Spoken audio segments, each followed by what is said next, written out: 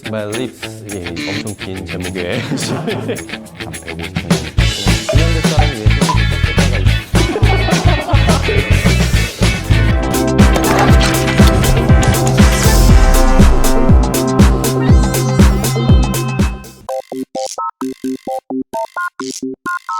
자, 이제는 이 What Lips My Lips 이 엄청 긴 제목의 시를 한번 그 내용을 좀 자세하게 좀 확인을 해보도록 할게요. 어떤 내용들이 좀 어떤 표현이나 이런 것들을 확인해 보면 좋을까요?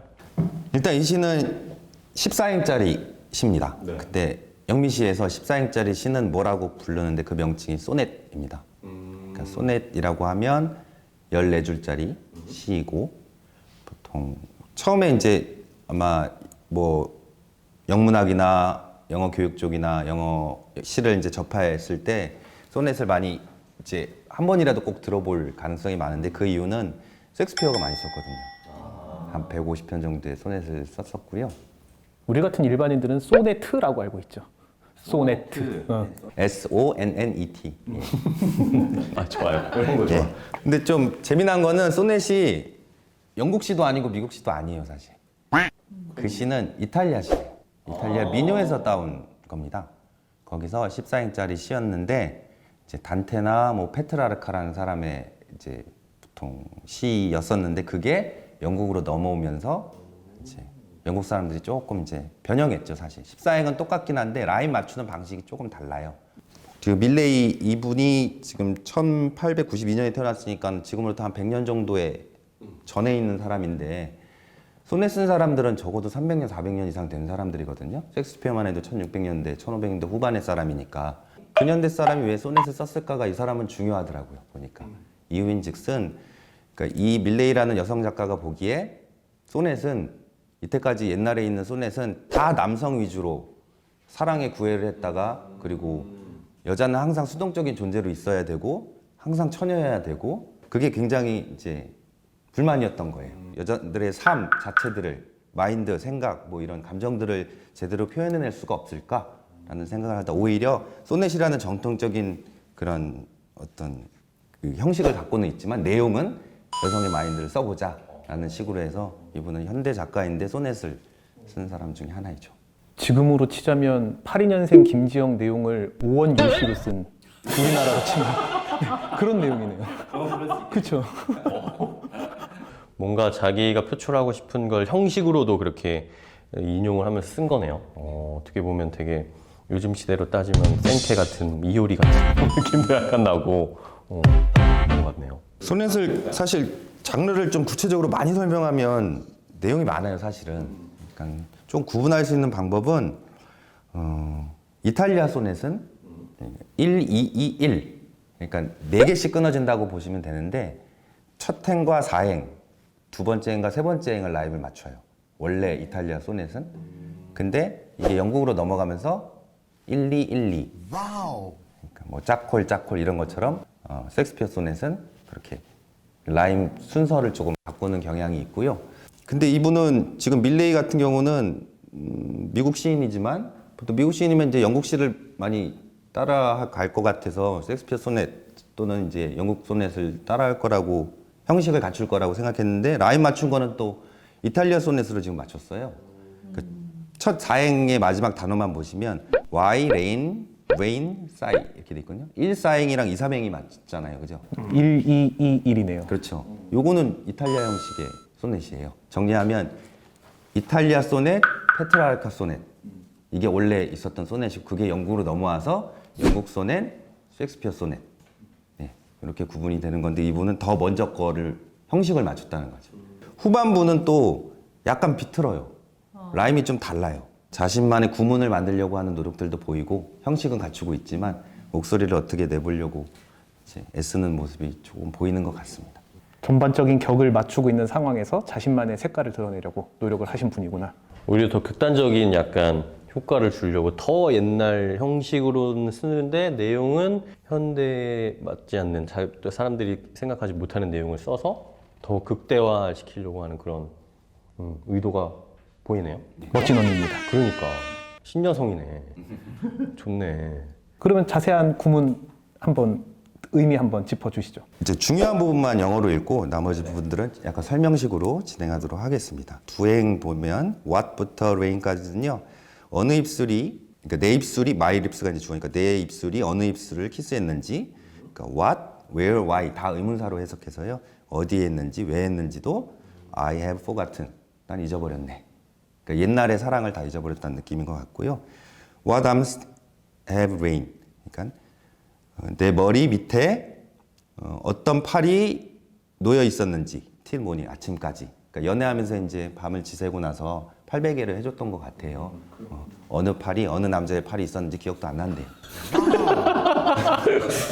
그러니까 첫 삼행부터 좀 세죠. 소넷은 이런 말이 없어요 사실. 그리고 지금 여기서 화자는 여자인데 예, 소넷 자체에서 화자가 여자인 경우는 없습니다 사실. 예, 현대시대에서 가능한 거고 또 이분이 많이 쓰셨고 그렇습니다. 다음 이어서 보면 그 다음은 좀 읽겠습니다. 삼행의 끝부분인데요. But the rain is full of the ghost tonight that tap and sigh upon the grass and listen for reply. 그러니까 비가 ghost tonight 오늘 밤 ghost 유령으로 가득 차 있고 어느 밤에 이 사람이 지금 명상을 하는 것 같은데요. 과거의 그런 연인들을 생각하면서 창가에 있었는지 모르겠는데 the tap and sigh upon the glass 유리 위에 탭 그러니까 유리 빗물이 내리치면서 이제 톡톡톡 두들기는 소리가 되겠죠. 그다음에 sigh는 한숨 소리. 그러니까 빗물 소리와 자신의 한숨 소리가 이제 섞이는 표현을 지금 한 것 같고 listen for reply 대답을 듣고 있네 이렇게 되죠. 저는 이 구절이 되게 좋았던 것 같아요. 보통 호수 아나운서 밤에 비 올 때 소리 한번 들어보셨어요? 들어봤죠. 듣죠. 그럼 불 딱 꺼놓고 비가 막 내려치는데 거기에서 빗소리가 타닥타닥타닥타닥 들리고 있죠. 그러면 그때부터는 오만 잡생각이 귀신처럼 떠오르기 시작합니다. 그러면서 이제 밤에 불 꺼놓고 누워가지고 빗소리를 막 듣는데 거기에서 예전 사람들과 있었던 추억들이 귀신처럼 내 기억들을 그렇죠 두들기는 거죠. 누구도 있었네, 누구도 있었네. 걔랑 만났을 때 참 좋았는데. 그런 분위기가 이 19절에서 딱 떠오르면서 저는 소주 한 잔이 생각났죠. 나중에 빗소리는 소주 한 잔 생각나고 전이 생각나고 그렇죠. 저는 그래서 이 구절이 상당히 좋았던 것 같아요. 근데 성시인 제가 이거 보면서 질문이 있는데요. 보통 우리 성시인이 예전에 알려준 바로는 한 행이 끊기는 거는 한 문장으로 종결이 되는 경우가 많다라고 얘기를 들었어요. 그러니까 누가 무엇을 했다가 하나의 행을 이루는 경우가 되게 많다라고 들었는데 이 시를 보니까 이상하게 행에 걸쳐 있어요. 그러니까 What arms have lain under my head till morning이 한 문장인데 이게 지금 두 행으로 나눠져 있잖아요.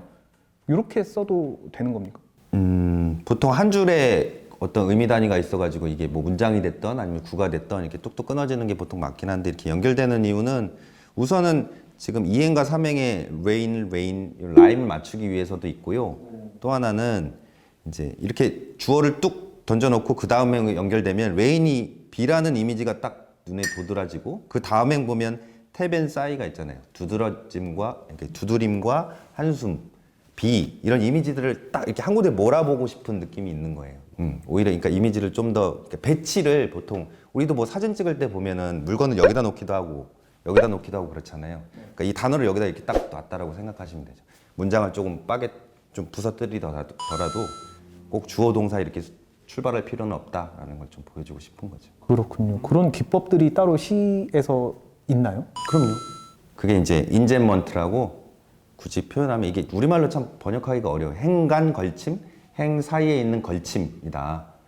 이렇게 표현하기도 하는데 지금은 행간에 걸침이 있고 연으로 걸침도 있어요. 미끼를 그냥 던져 놓는 거군요. 다음 행으로 이런 내용을 말할 거야. 이런 식으로. 이미지를 좀 강조하기 위한 목적도 있고요. 라임을 맞추기 위한 목적도 있고. 그러게 호수 아나운서 얘기 들으니까 그런 재미도 있을 수가 있겠네요. 시를 읽는데 딱딱 끊어서 읽다기보다는 읽다가 중간에 다음 그 예고편이 나오는 것처럼 요즘 드라마들 많이 그러잖아요. 떡밥 딱 던져놓고 미끼를 던지고 확 물어버리는 거죠. 네. 제가 계속할까요? 죄송해요. 이어서 하겠습니다. 그 다음 삼행도 제가 조금 눈여겨보는 시행이라서 읽어보겠습니다. And in my heart there stirs the quiet pain for unremembered lad that not again will return to me at midnight with a cry. for는 왜냐하면으로 보면 될 것 같고요. 앞에 보면 in my heart 내 마음속 그곳에는 It's just quiet pain. 스트레스 하면은 원래는 이제 액체 이렇게 나무 막대기 같은 걸 딱 꽂아갖고 이렇게 휘젓다라는 뜻이잖아요, 그죠? 또는 이제 어떤 사건들을 불러 일으키다라는 뜻인데 조용한 고통이 이제 조금씩 나온다라는 의미로 이제 썼는데 그 이유인즉슨 for는 여기서 왜냐면이고 데디아에 기억나지 않는 레드는 이제 사내 녀석들 남자들이란 뜻이라서 기억나지 않는 사내들 때문에 조용한 아픔이 내 마음속에 이네라는 뜻이에요. 근데 그 남자들은 이제 울면서 한밤에 나한테로 결코 돌아오지 않을, 결코 나한테는 미련을 갖지 않을 그런 남자들로 인해서 근데 기억은 안 나는데 약간 조용한 아픔이 있는다고 하니까 약간 모순적이에요 사실. 그렇잖아요 사실. 이별이 아프면서도 후련하기도 하고 막 그런 감정들이 있잖아요. 근데 제가 조금 좋았던 표현은 quiet pain이라서 조용한 고통, 아픔이라는 게 보통 20대 이별을 하게 되면 막 울고 불고 난리치고 그쵸, 그쵸. 막 술 뭐 마시고 친구한테 막, 얘기하고 막 또 깽판 치고 술 이러죠. 취해서 전화하고 막 난리를 치잖아요. 근데 한 좀 경험이 있고 한 30대 40대가 되면 다 잊었다고 생각했는데 커피 한 잔을 마시다가 아니면 뭐 그냥 엉뚱하게 그냥 소주 한 잔 했는데 그 잔에 비치는 자기 모습을 보면서 왠지 쓸쓸해지는 그렇죠. 해보셨나 봐요. 은은하게 오는 아픔 있잖아요. 그런 거. 저는 그래서 여기 동사 중에 이 stir라는 동사가 참 괜찮았어요. 이 stir가 뭐 생각하시면 되냐면은 그 커피잔에 이렇게 커피 저을 때 막 이렇게 젓잖아요. 그거를 stir라고 이야기를 합니다. 네. 근데 이거를 막 젓다 보면은 밑에 가라앉아 있던 것들이 이렇게 싹 스물스물 올라오잖아요.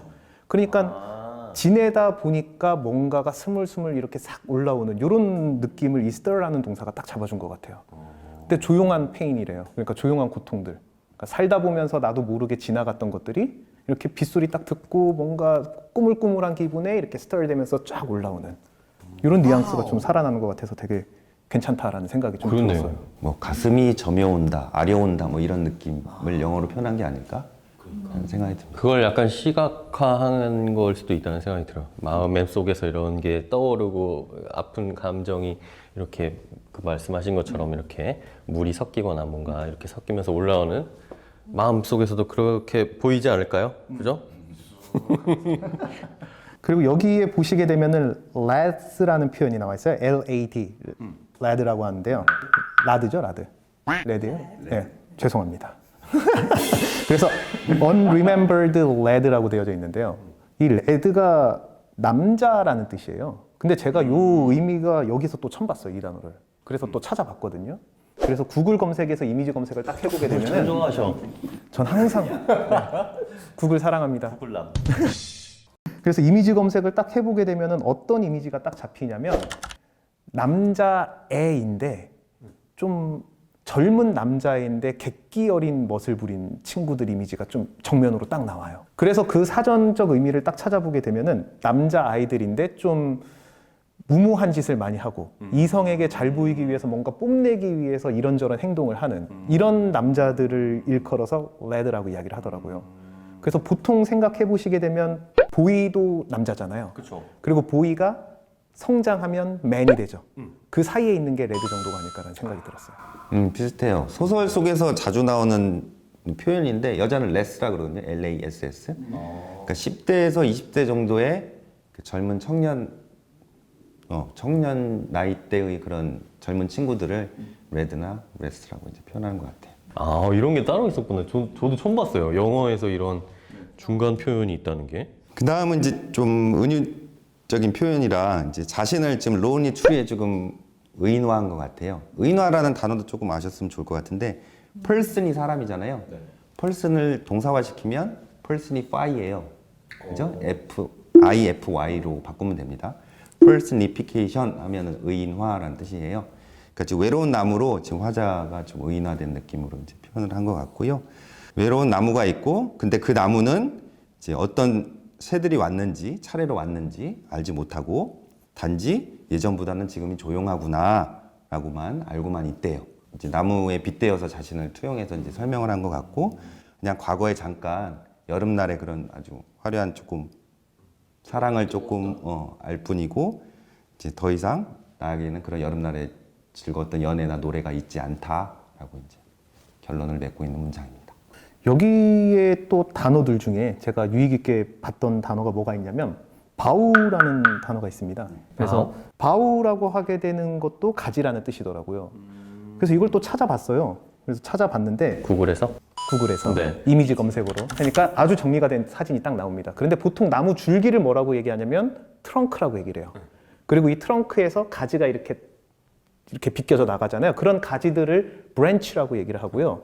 그리고 나서 나무 끝에 이렇게 조그마한 나뭇가지들 있잖아요. 꽃 열리는 그 부분을 트위그라고 이야기를 합니다. 네. 그래서 이렇게 세 가지로 나눠지는데 그러면 바우는? 그러니까 바우가 뭐고 브랜치가 뭐고 이 두 개의 차이가 저는 구분이 안 되는 거예요. 그래서 생각을 해봤는데 브랜치 같은 경우에는 다른 쪽에도 쓰입니다.